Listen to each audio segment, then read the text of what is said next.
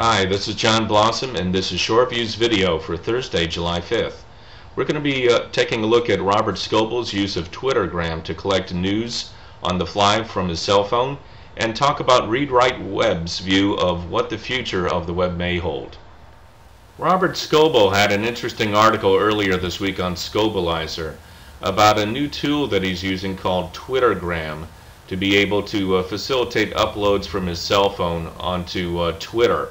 What Robert is doing is calling the service. You get a beep, you can talk into the service, and you can automatically forward an MP3 file over to the Twitter service with a link to the audio, and have people be able to listen to your comments on any number of things. And you can also use your cell phone camera to be able to snap a still or a video that could be linked to as well.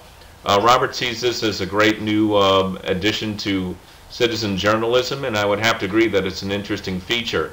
It still doesn't 100% convince me that Twitter is really the service that's going to be able to take advantage of this. To me, Twitter is still very much a feature rather than a service in a lot of ways. So it has a certain amount of entropy at this point, but based on what I see come across Twitter on a day-to-day basis, I'm not so convinced that it has enough going for it that it's not going to be absorbed into another service sometime soon.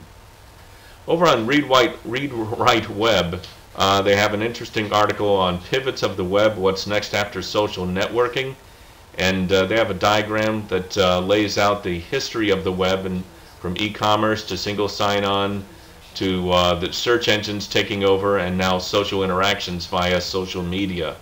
And in a dotted box they have, well, what's next? Is juiced going back to passive consumption of content going to be the next thing? Perhaps so, but I think we're very much in the early days of social media. It's an environment that is very immature at this point, just beginning to gain its steam. Very much like search engines in the early days. Didn't seem like they were ever going to amount to much until all of a sudden contextual advertising came along.